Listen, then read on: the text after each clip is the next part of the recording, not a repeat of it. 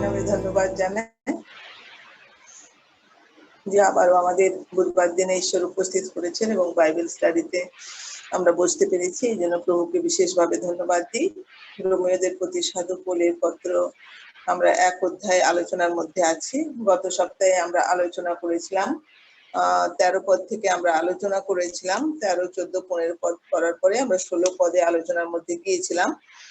13 পদে আমরা দেখেছি যে সেখানে আমরা যে সাধু পৌল কেন উৎসুক ছিলেন, কেন নিজেকে ঋণী বলে মনে করেছিলেন এবং কি কাদের জন্য তিনি সেখানে সুসমাচার প্রচার করতে গিয়েছিলেন, অর্থাৎ তার উৎসুক হওয়ার কারণ তাদের তিনি যে ঋণী সে কথা তিনি বলেছিলেন।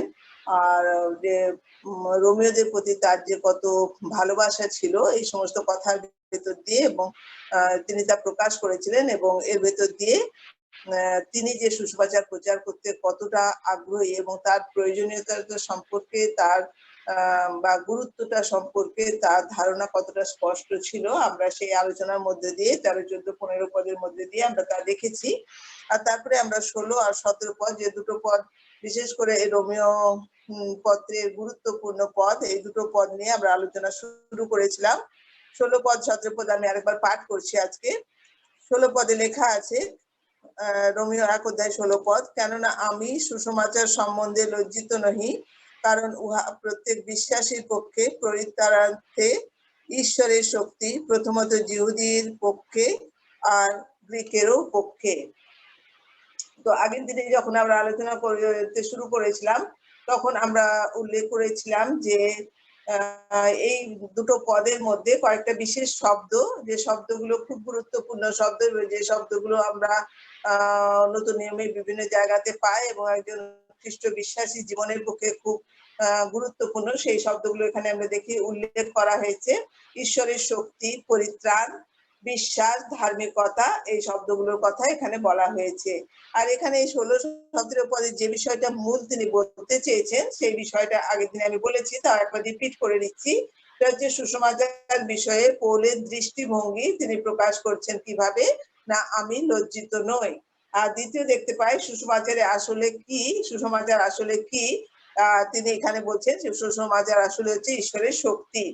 আর সুসমাচার মানুষের জীবনে কি করে না, পাপ থেকে পরিত্রাণ দান করে। সুসমাচার কিভাবে কাজ করে, বিশ্বাসের উপরে। আর সুসমাচারে আমরা কি দেখি না, ঈশ্বরের ধার্মিকতা। তো প্রথমে আমরা যে বিষয়টা 16 পদে সাধু পৌল যে কথাটা দিয়ে শুরু করেছেন 16 পদটা, সেখানে তিনি বলছেন যে কেননা আমি সুসমাচার সম্বন্ধে লজ্জিত নহি। স্বাভাবিকভাবে যখন আমরা এরকমের একটা উক্তি শুনতে পাচ্ছি তখন আমাদের মনেই হতে পারে হঠাৎ করে সাধু পৌল লজ্জিত হওয়ার বিষয়টা তার মনের মধ্যে এলো কেনই বা তিনি এই লজ্জিত হওয়ার বিষয়টাকে তিনি এখানে উল্লেখ করেছেন। তো কি কারণে তিনি সেই লজ্জিত হওয়ার কথাটা উল্লেখ করেছেন আর কেনই বা তিনি লজ্জিত নন, তার তিনি কতগুলো প্রমাণ তুলে ধরেছেন এই 16, 17 পদের মধ্যে এবং সেই প্রমাণগুলো আলোচনার মধ্যেই আমরা গতদিন ছিলাম। এবং প্রথম প্রমাণ হিসেবে যা উল্লেখ করা হয়েছে তা হচ্ছে কি না, সুসমাচারের উৎপত্তি। সুসমাচারের উৎপত্তি সম্বন্ধে আমরা যখন প্রথম অধ্যায়টা আমরা আলোচনা করতে আরম্ভ করেছি তখনই আমরা দেখে নিয়েছি যে সুসমাচার কারো অন্য যে কোনো মানুষের নয়, কিন্তু এটা হচ্ছে ঈশ্বরের সুসমাচার। আর শুধু ঈশ্বরের সুসমাচার নয়, এই সুসমাচারটা কি হচ্ছে ঈশ্বর পুত্র যিশু খ্রিস্টকে কেন্দ্র করে কি হয়েছে, এই সুসমাচারটা তৈরি হয়েছে।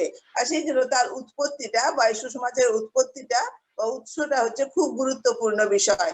আমরা যখন বিশেষ কেউ মানে কোনো আমাদের দেশের শাসনকর্তা বা যাদের উপরে বিশেষ দায়িত্ব আছে তারা থেকে যখন কোনো বিশেষ কিছু ঘোষণা করা হয় যে সমস্ত নাগরিককে এই কাজ করতে হবে বা ওই কাজ করতে হবে বা অমুক দিনে অমুক জায়গাতে নাম লেখাতে হবে, যাই বলা হোক না কেন আমরা তখন সেটা কি করি, মানতে বাধ্য থাকি এবং আমরা তা করে থাকি, মেনে থাকি।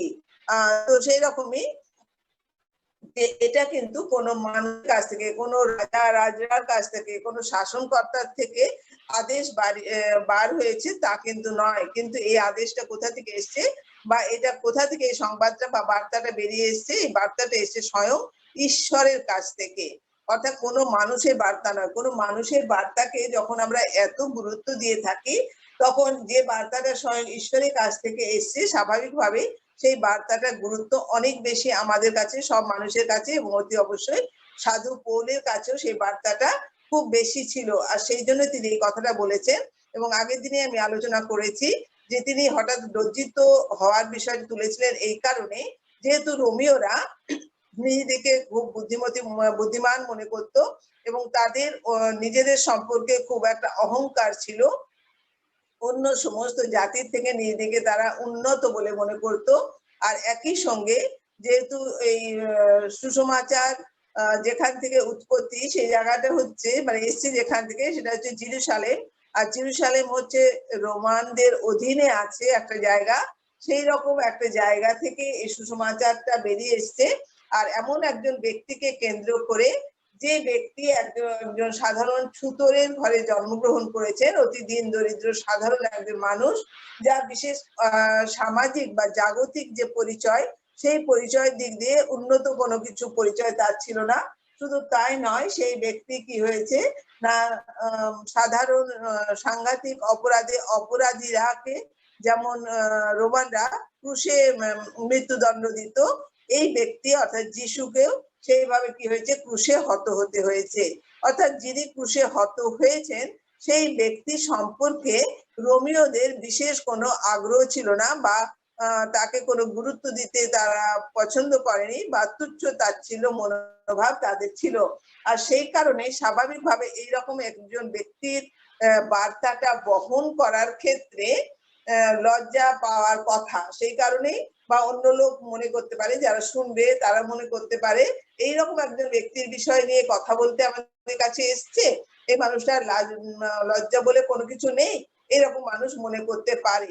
আর সেই সব কারণেই সাধু পৌল বলছেন কি, যে সুসমাচার প্রচারের জন্য আমি লজ্জিত নই।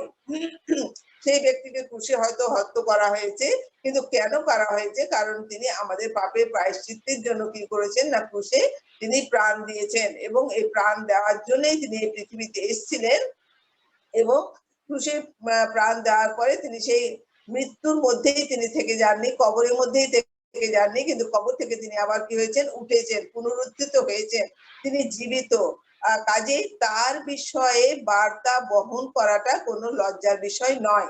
এই কারণে সাধু পৌল এই কথাটা বলছেন। তো তার প্রথম পয়েন্ট ছিল, বা প্রথম কারণটা তিনি যেটা দেখিয়েছেন, সেটা হচ্ছে যে কি না, তার উৎপত্তি একটা গুরুত্বপূর্ণ বিষয়। সুসমাচারের উৎপত্তিটা এমন জায়গা থেকে এসে স্বয়ং ঈশ্বরের কাছ থেকে এসছে। দ্বিতীয়ত তিনি বলছেন কি না, সুসমাচারের কার্যপ্রণালী, যে সুসমাচার কিভাবে কাজ করে, সেখানে কি বলা হচ্ছে না, এটা হচ্ছে ঈশ্বরের শক্তি। আর সেই এমন একটা শক্তি, যে শক্তি সম্পর্কে লজ্জা করার কোনো কিছু নেই। কেন তিনি এই কথা হঠাৎ তুললেন? এই কারণে যে রোমিওরা সবসময় নিজেদের শক্তি সম্পর্কে তাদের খুব অহংকার ছিল। কারণ সেই সময়ে রোম সাম্রাজ্য খুব বিস্তার লাভ করেছিল, এবং সমস্ত আশপাশের জাতিরা কি করতো, রোমানদের খুব ভয় পেত, কারণ তাদের খুব শক্তি ছিল। তারা একটার পর একটা দেশ জয় করে তাদের সাম্রাজ্যটাকে বাড়িয়ে তুলেছিল। সেই জন্য রোমানদের খুব অহংকার ছিল, তাদের শক্তি সম্পর্কে খুব অহংকার ছিল। আর সে কারণে সাধু পৌল এখানে বলছেন যে এই যদিও রোমানদের অনেক অহংকার ছিল তাদের শক্তি সম্পর্কে, কিন্তু প্রকৃতপক্ষে তারা নিজেকে যতই শক্তিমান মনে করুক না কেন, প্রকৃতপক্ষে তারা হচ্ছে একটা দুর্বল জাতি। কেন সাধু পৌল এই কথা বলছেন? কারণ হচ্ছে যে রোমান যে সাম্রাজ্য, সেই সাম্রাজ্যে যত রকমের অপরাধ হতো, যত রকমের পাপ হতো, অপরাধ হতো, এই রোমের মধ্যে, রোম নগরটার মধ্যে সেই সমস্ত ধরনের অপরাধ ঘটনা ঘটতে দেখা গেছে। অর্থাৎ বলা যাচ্ছে রোম নগরটা ছিল কেমন না, অধর্মের জগৎ ছিল। তাহলে এইরকম একটা যেখানে মানুষ অধর্মের জগতে পূর্ণ, তাহলে তাদের কি দরকার আছে না, তাদের সুসমাচারের প্রয়োজন আছে, তাদের বাঁচার জন্য সুসমাচারের প্রয়োজন আছে।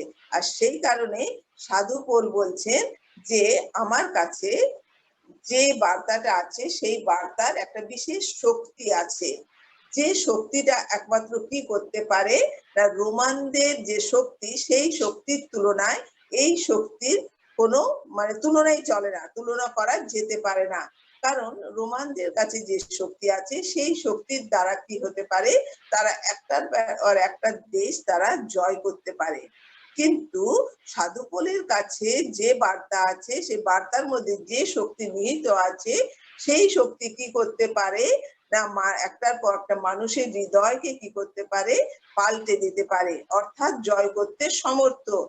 এমন একটা বার্তা, এমন শক্তিযুক্ত একটা বার্তা যা মানুষের জীবনটাকে কি করতে পারে না, বদলে দিতে পারে।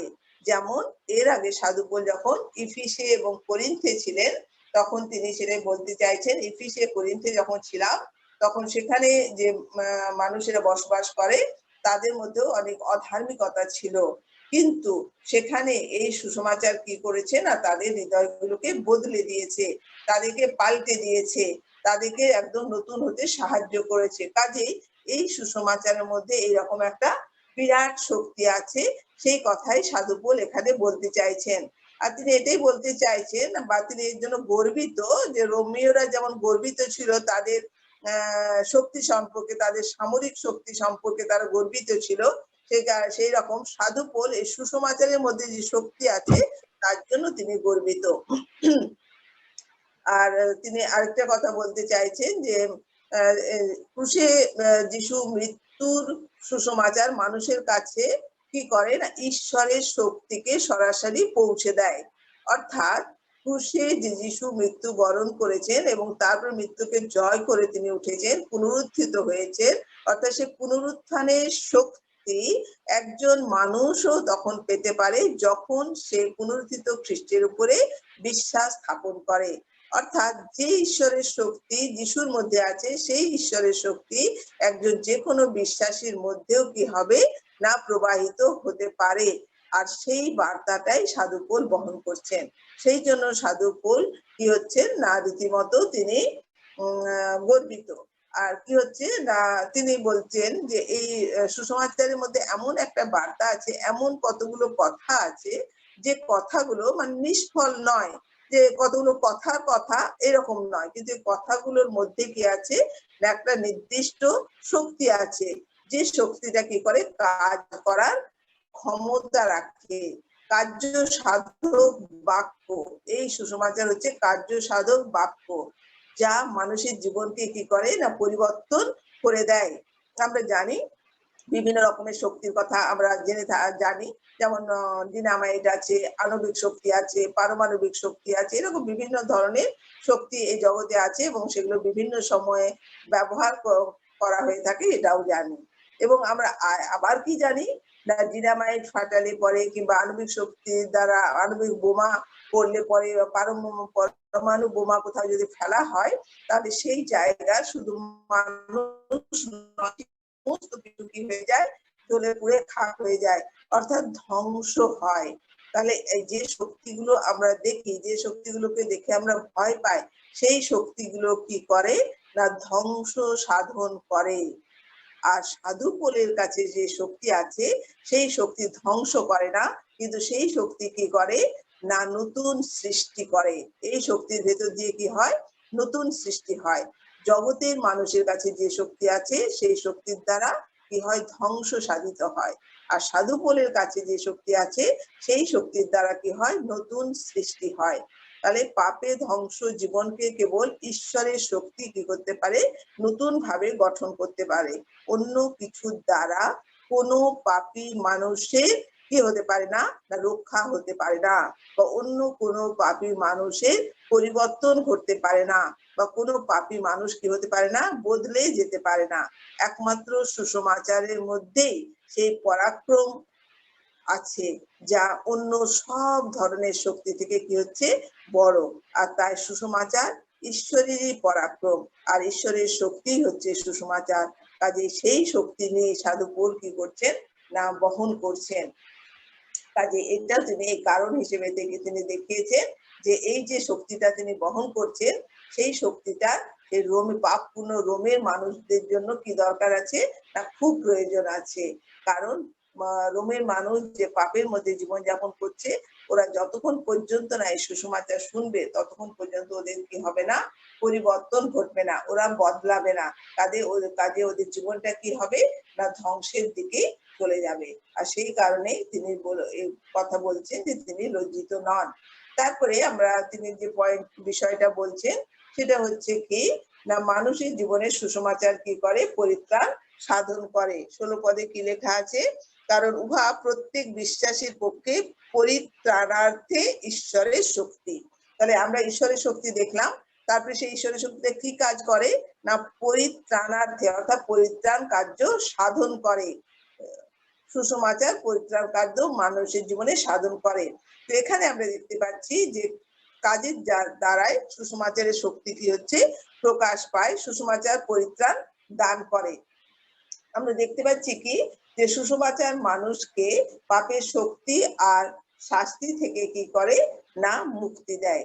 শুধু শক্তি এবং শাস্তি উভয় অর্থাৎ দণ্ড থেকেও কি করে না, মুক্তি দেয় বা রক্ষা করে। সেই জন্য সুসমাচার একটা খুব গুরুত্বপূর্ণ বিষয়। আর সেই সুসমাচারটাই সাধু পৌল কি করছেন না, তিনি বহন করছেন। তিনি বলছেন পরিত্রাণ লাভ করার অর্থ পাপ আর অনন্ত মৃত্যুর অভিশাপ থেকে মুক্তি আর ঈশ্বরের সঙ্গে এক নতুন এবং পূর্ণ জীবন লাভ। যখন কোনো ব্যক্তি সুসমাচার শোনে এবং সুসমাচার শুনে যিশুকে তার হৃদয় দেয়, যিশুকে পরিত্রাতা হিসেবে গ্রহণ করে, স্বীকার করে, তখন তার কি হয় না, পাপ আর অনন্ত মৃত্যুর অভিশাপ থেকে সে কি হয় না, সে মুক্তি লাভ করে, সে বেঁচে যায়। আর কি হয় না, ঈশ্বরের সঙ্গে একটা নতুন এবং পূর্ণ জীবন লাভের সম্পর্ক তার তৈরি হয়, বা পূর্ণ জীবন লাভ সে করে, ঈশ্বরের সঙ্গে তার একটা নতুন সম্পর্ক তৈরি হয়। আর এখানে সাধু পৌল যে পরিত্রাণের কথা বলছে, বা বাইবেলে আমরা পরিত্রাণ শব্দটাকে অনেক জায়গাতে দেখে থাকি। এই পরিত্রাণ শব্দটার মধ্যে দুটো বিষয় আমরা এখানে দেখতে পাচ্ছি। কি কি দুটো বিষয় দেখতে পাচ্ছি?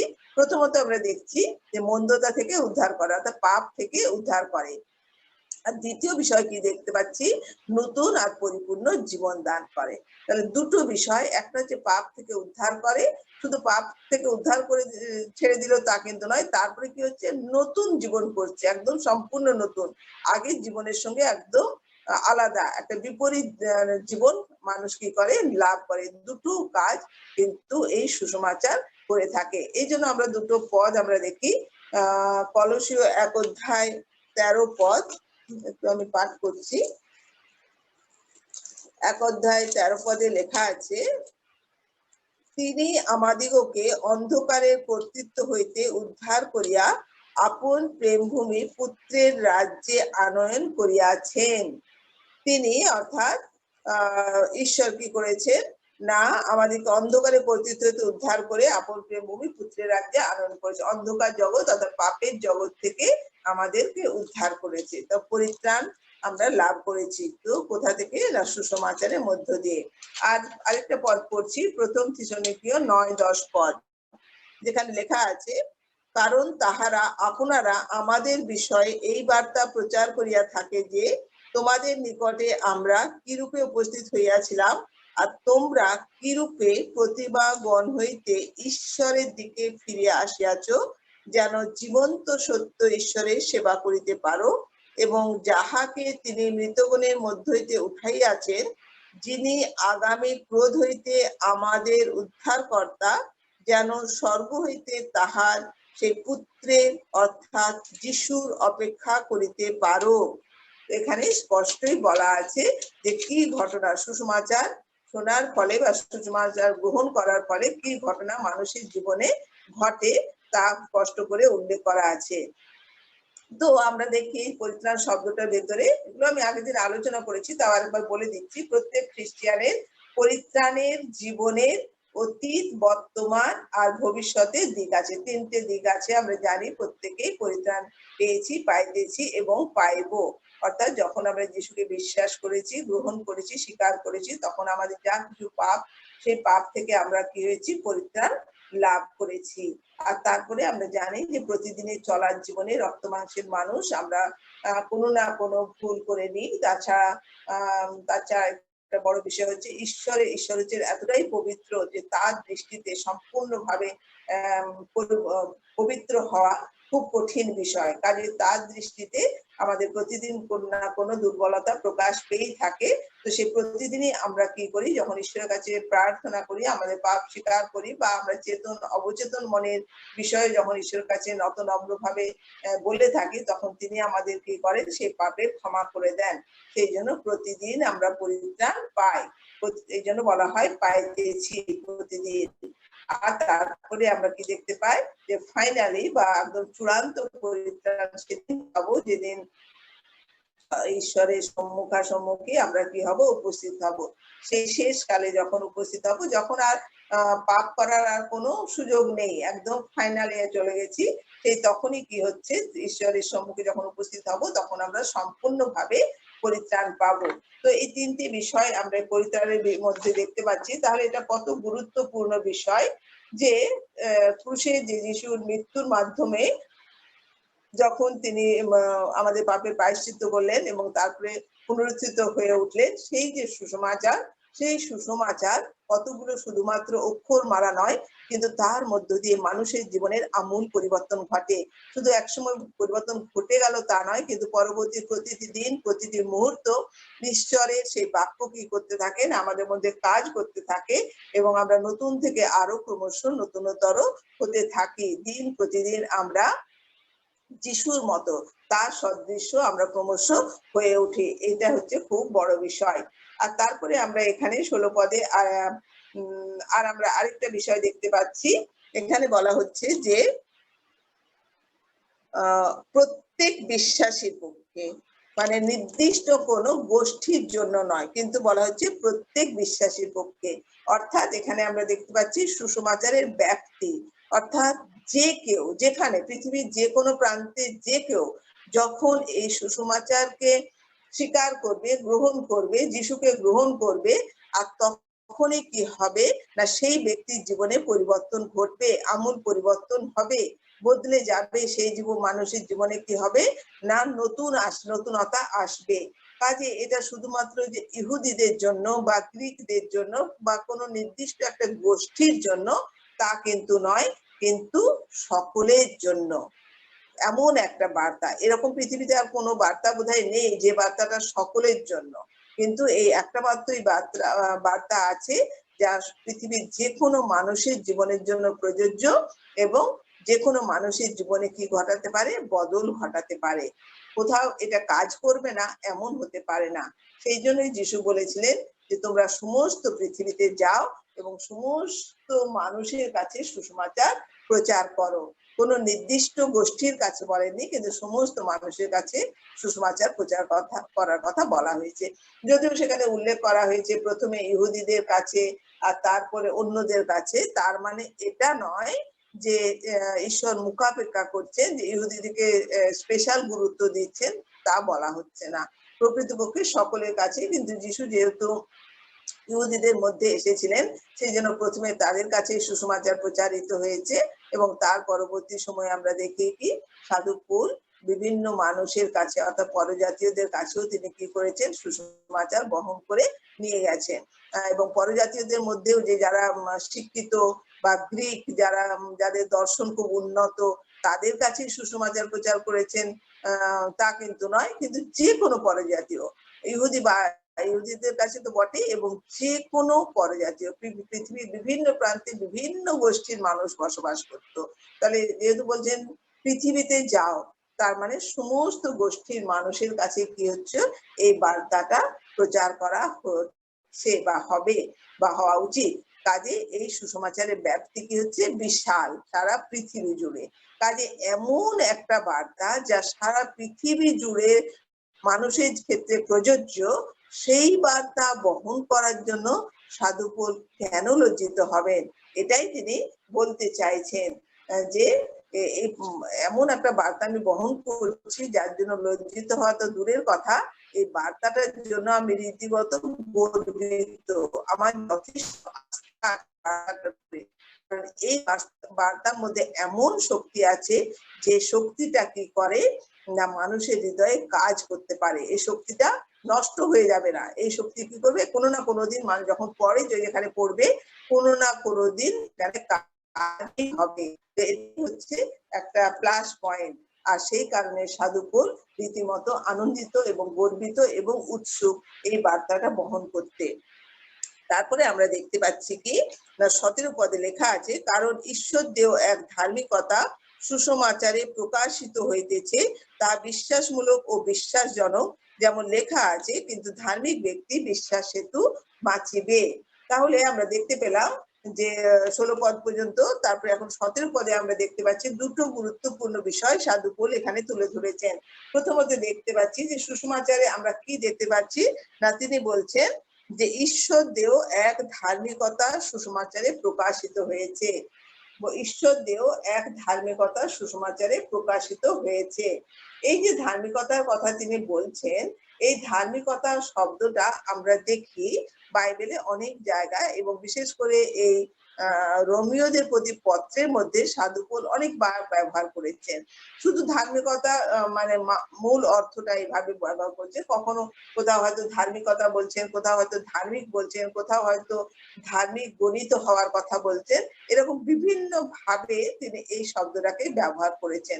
কাজে এই পত্রের ক্ষেত্রে এই বিষয়টা যে কতটা গুরুত্বপূর্ণ তা এই শব্দটার ব্যবহারের ভেতর দিয়ে সাধুপোল কি করেছেন না প্রকাশ করেছেন।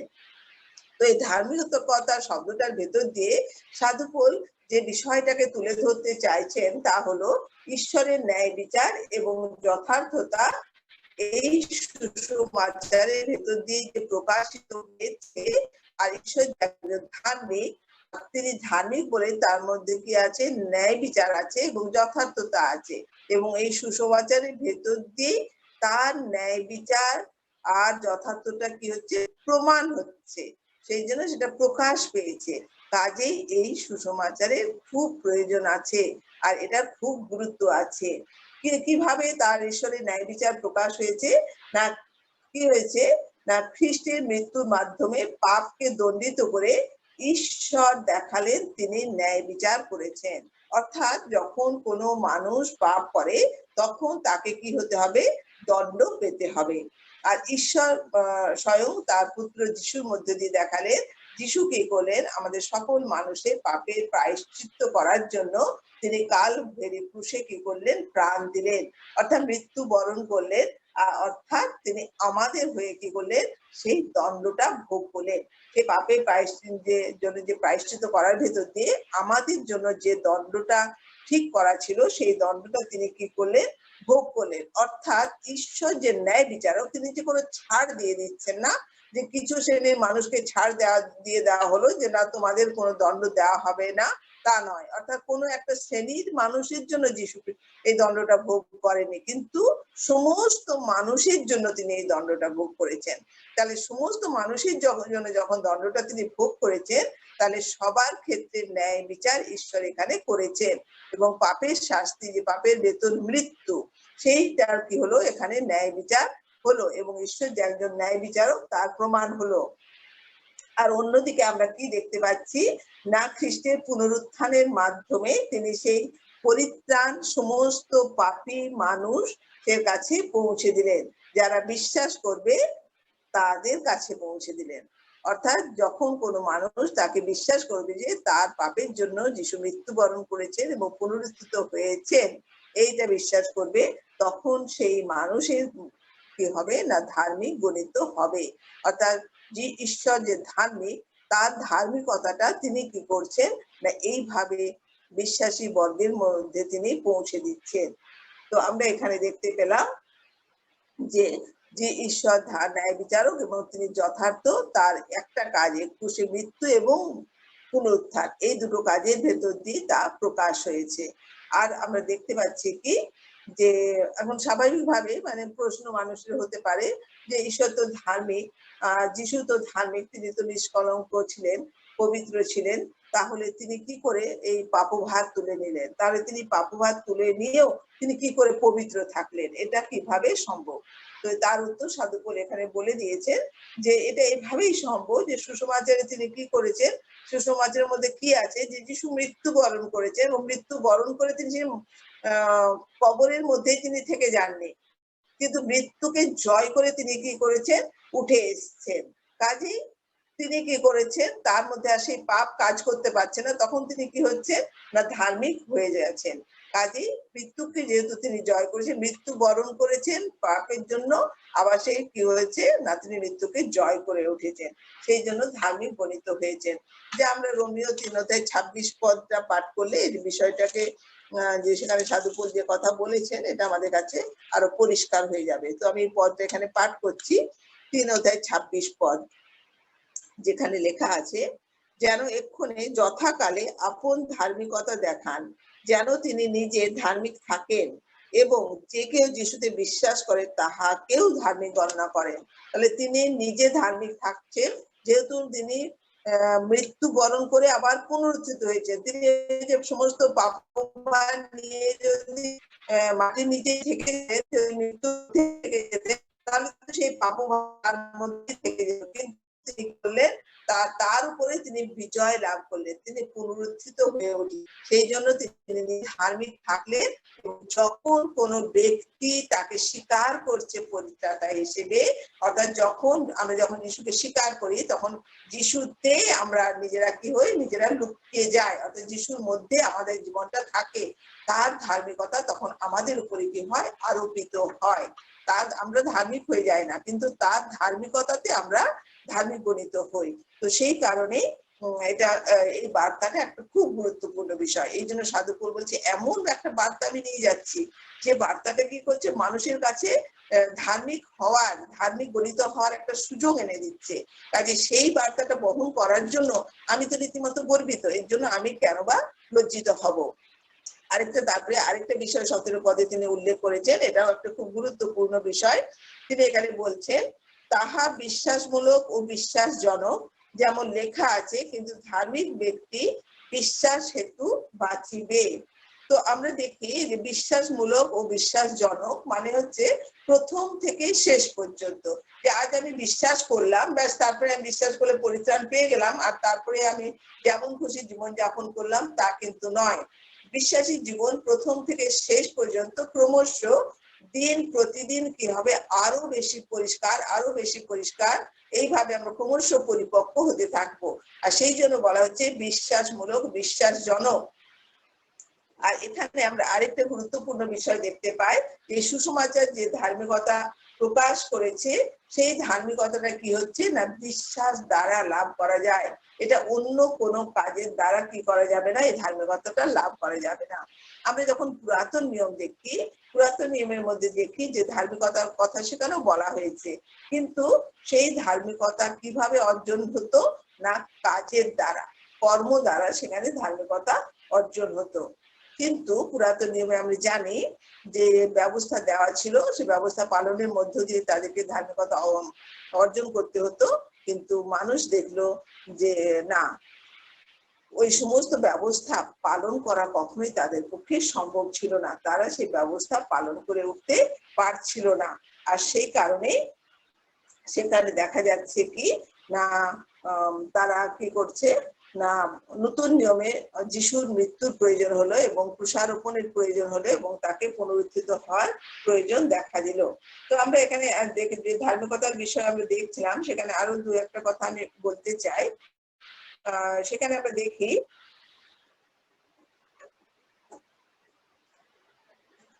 যে ধার্মিকতাকে মানুষের মধ্যে পৌঁছে ঈশ্বর দিয়েছিলেন এই সুসমাচারের মধ্য দিয়ে। ঈশ্বরের যদি আমরা কোনো বিশ্বাসী ঈশ্বরের সহভাগিতা লাভ করতে চাই, তাহলে অতি অবশ্যই ঈশ্বরের দৃষ্টিতে তাকে ধার্মিক গণিত হতে হবে।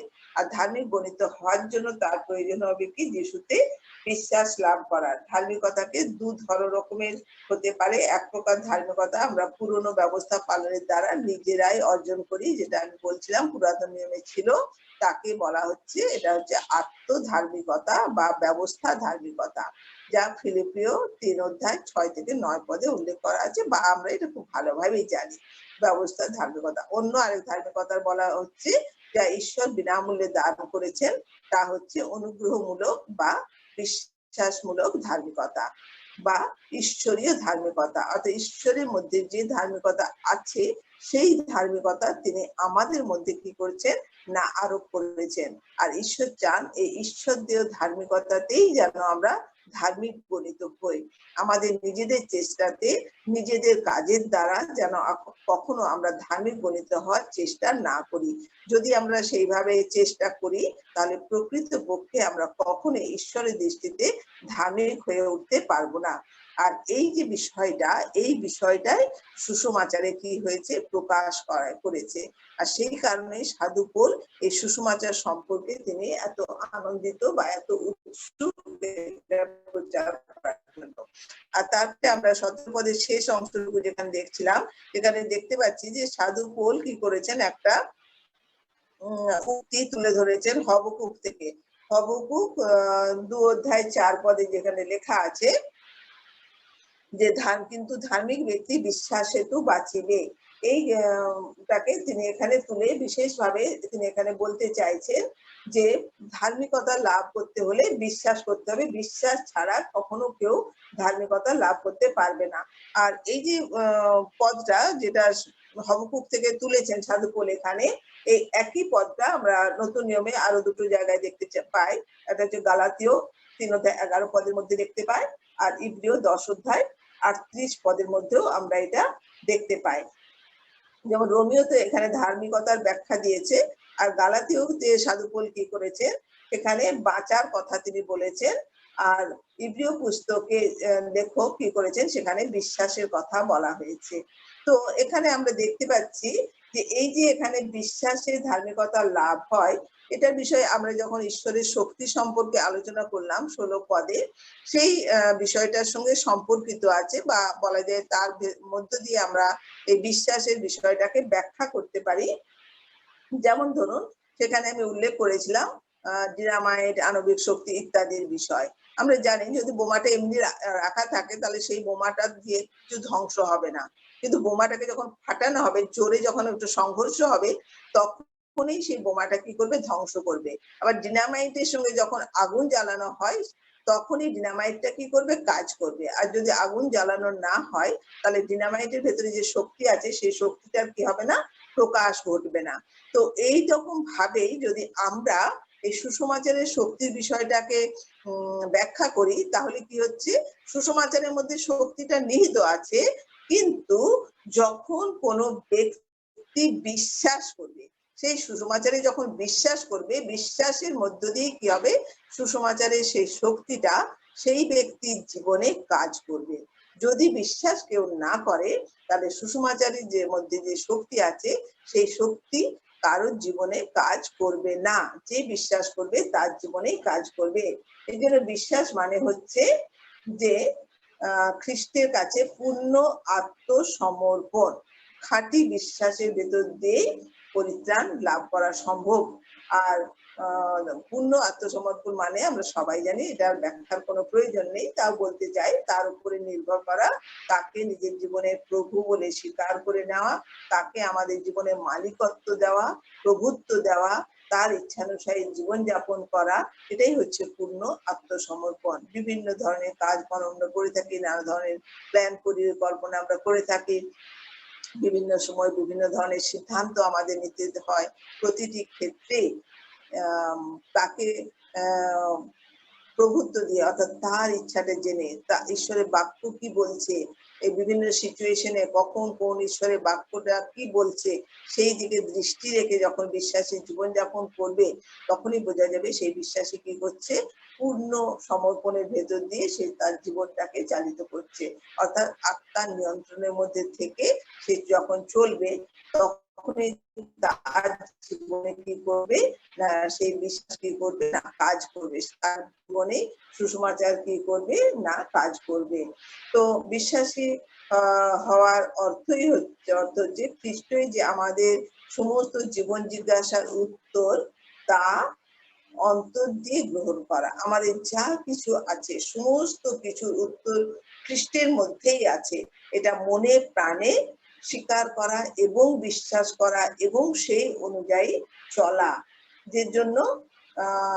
সেই জন্য তাকে আমাদের সমস্ত হৃদয়, মন আর অন্তরের ভেতর দিয়ে বা অন্তরের ভালোবাসা দিয়ে আমাদের চাইতে হবে। সেই জন্য তার প্রতি স্বেচ্ছা দত্ত আমাদের আনুগত্য আর বাধ্যতা থাকতে হবে। যখন আনুগত্য থাকবে, বাধ্যতা থাকবে, তখনই আমরা তাকে হুবহু কি করতে পারবো, তার বাক্য অনুযায়ী জীবনযাপন করতে পারবো বা তাকে আমরা অনুসরণ করতে পারবো।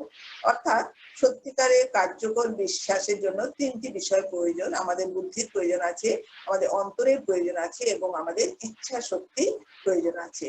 অর্থাৎ বলা যায় যে সুষমাচারের মধ্যে যে বিশ্বাস আছে, যে বিশ্বাস স্থাপন হলো, সেটা হচ্ছে একটা চাবির মতো। বিশ্বাসী জীবনে যদি সেই বিশ্বাসটা থাকে, তাহলে এই চাবিটা ব্যবহার করে বিশ্বাসী কি করতে পারবে, ঈশ্বরের সমস্ত আশীর্বাদ পাওয়ার জন্য যে দরজাটা আছে সেই দরজাটা খুলে দিতে পারবে। আর তা না হলে ঈশ্বরের আশীর্বাদ আছে আমাদের জন্য, আমরা যদি বিশ্বাস না করি তাহলে দরজাটা বন্ধ থাকবে আর সেই আশীর্বাদ গুলো আমরা কি করতে পারবো না, না নিজের বলে আমরা দাবি করতে পারবো না বা আমরা নিতে পারবো না বা আমরা উপভোগ করতে পারবো না। আমাদের অন্ধকারের মধ্যেই তখন থাকতে হবে। আমাদের যিশুকে আমরা গ্রহণ করেছি, অর্থাৎ তার মধ্যে যে সমস্ত আশীর্বাদ নিহিত আছে, সেই আশীর্বাদগুলো অনেক সময় আমরা নিতে পারি না। কেন নিতে পারি না? কারণ আমরা বিশ্বাসই করতে পারি না যে তিনি আমাদেরকে সমস্ত আশীর্বাদ দিতে সক্ষম ঈশ্বর। এটা আমরা বিশ্বাস রাখতে পারি না, বলে তার কাছে যা যা আশীর্বাদ আছে সেই আশীর্বাদ গুলো আমরা পাই না। তো সাধুকুল সেই কথা এখানে বলতে চাইছে যে হবকুকে যেখানে উল্লেখ করা আছে, কিন্তু ধার্মিক ব্যক্তি বিশ্বাস হেতু বাঁচিবে।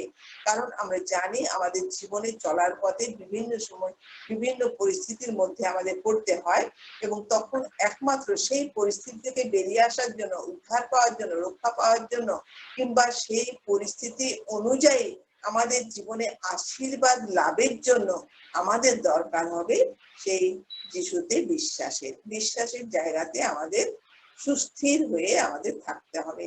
তবেই আমরা ঈশ্বরের আশীর্বাদ কি করতে পারবো, না আমরা লাভ করতে পারবো। ঈশ্বর এই বাক্যের ভেতর দিয়ে আমাদের সবাইকে আশীর্বাদ দান করুন। 16-17 পদ রোমীয় পত্রের মধ্যে ভীষণ গুরুত্বপূর্ণ পদ, মূল পদ 17 পদ, বিশেষ করে 16-17 দুটোই খুব মূল পদ বা গুরুত্বপূর্ণ পদ। এই দুটো পদের ভেতর দিয়ে বলা যায় সমগ্র যে মেইন বিষয় খ্রিস্টীয় জীবনে যে সুসমাচার তার কি আছে না এখানে নিহিত আছে। এর ভেতর দিয়ে একজন বিশ্বাসীর জীবনটা সম্পূর্ণভাবে কি হয়ে যেতে পারে, একজন যে কোনো মানুষের জীবনটা সম্পূর্ণভাবে পাল্টে যেতে পারে। এই বাক্যের ভেতর দিয়ে ঈশ্বর আমাদের প্রত্যেককে আশীর্বাদ দান করুন, যেন আমরা এই আশীর্বাদটা লাভ করতে পারি।